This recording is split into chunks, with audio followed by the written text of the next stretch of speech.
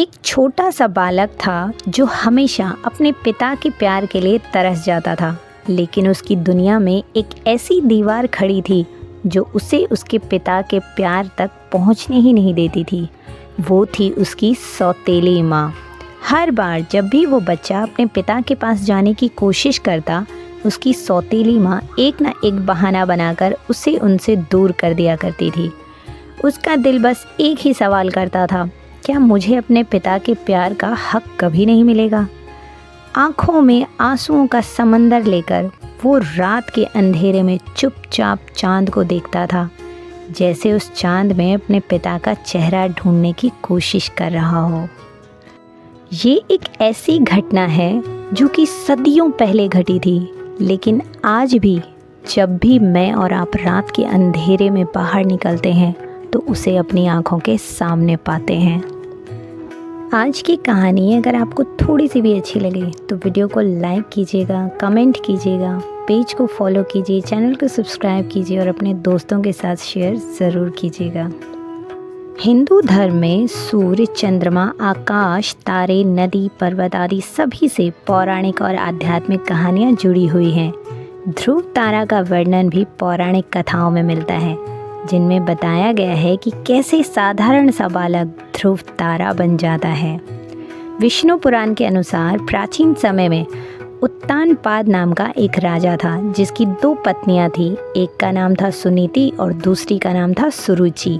बालक ध्रुव सुनीति का संतान था और सुरुचि के पुत्र का नाम उत्तम था। सुरुचि चाहती थी कि उसका पुत्र उत्तम ही उत्तराधिकारी बने। इस कारण सुरुचि ध्रुव और सुनीति दोनों से ईर्ष्या करती थी। सुनीति सुरुचि से बड़ी थी और उसका बेटा ध्रुव भी उत्तम से बड़ा था। ऐसे में उत्तराधिकारी बनने का अधिकार भी ध्रुव को ही था, लेकिन सुरुचि अपने बेटे उत्तम को उत्तराधिकारी बनाना चाहती थी, जो कि संभव ही नहीं था। एक दिन जब ध्रुव अपने पिता की गोद में जाकर बैठा तो सुरुचि ने यह कहकर उसे गोद से उतार दिया कि तुम इसके लायक नहीं हो। इससे ध्रुव को अत्यंत दुख हुआ। ध्रुव ने यह बात अपनी माँ सुनीति को बताई और कहा, हे माते, मुझे पिता की गोद में बैठने क्यों नहीं दिया गया? तब सुनीति ने कहा, बेटा, अगर गोद में ही बैठना है तो नारायण की गोद में बैठो, वे ही सबके पिता हैं। ध्रुव ने कहा, माँ, वो कहाँ मिलेंगे? माँ सुनीति ने उत्तर की ओर दूर पहाड़ी की तरफ इशारा किया। यह सुनकर ध्रुव उत्तर की ओर अकेले ही निकल पड़ा। वहाँ उसे नारद मुनि मिले। उन्होंने ध्रुव को आगे जाने से रोका, लेकिन वो नहीं माना। बालक ध्रुव ने नारद मुनि से भगवान नारायण से मिलने का रास्ता पूछा। नारद मुनि बोले, तुम धैर्य रखो बालक, नारायण तुम्हें अवश्य मिलेंगे। इसके बाद नारद मुनि ने ध्रुव को ध्यान करने का तरीका बताया। ध्रुव उसी समय वहाँ भगवान नारायण के ध्यान के लिए बैठ गया। ध्रुव के दृढ़ मनोबल से वहाँ के वातावरण में ऊर्जा बढ़ने लगी। ऊर्जा के बढ़ने का आभास आसपास के ऋषि मुनियों को भी हो गया। ऋषि मुनियों को लगा कि कोई महान व्यक्ति ध्यान में लीन है, लेकिन जब सभी वहाँ समीप पहुँचे तो ध्रुव को देखकर हैरान रह गए। ध्रुव के साथ 7 ऋषि मुनियों ने भी ध्यान किया। नारद मुनि ने ध्रुव को ओम नमो भगवते वासुदेवाय नमः मंत्र के जाप की विधि बताई थी।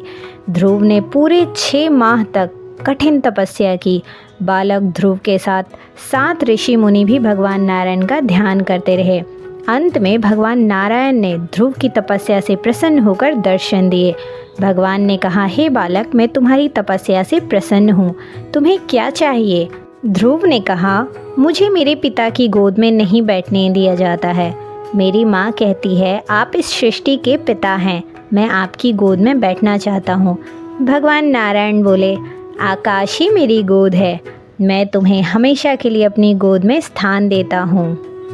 इसके बाद भगवान नारायण ने ध्रुव को अपनी गोद में बिठाया और मरणोपरांत ध्रुव तारा बनने का वरदान दिया। इसी के साथ भगवान नारायण ने उन 7 ऋषि मुनियों को भी ध्रुव की रक्षा के लिए आसमान में उसके आसपास स्थान दिया, जिन्होंने ध्रुव के साथ तपस्या की। ध्रुव के दृढ़ मनोबल के कारण ही आसमान में ध्रुव तारा स्थिर है और कभी भी अपनी जगह से नहीं हिलता। ये तो थी साधारण से बालक ध्रुव के ध्रुव तारा बनने की आध्यात्मिक व पौराणिक कहानी। लेकिन ध्रुव तारा को लेकर विज्ञान क्या कहता है, आइए जानते हैं आगे के वीडियो में। ध्रुव तारे का बायर नाम अल्फा उर्साई माइनोरिस है। इसे पोलारिस भी कहा जाता है। यह ध्रुवमस्य तारा मंडल का सबसे चमकीला तारा है। इसकी दूरी पृथ्वी से करीब 434 प्रकाश वर्ष की है। यह पृथ्वी से दिखने वाले तारों में से 45वां सबसे चमकीला तारा है। इसे नॉर्थ स्टार, मार्गदर्शक तारा और लोडर स्टार के नाम से भी जाना जाता है।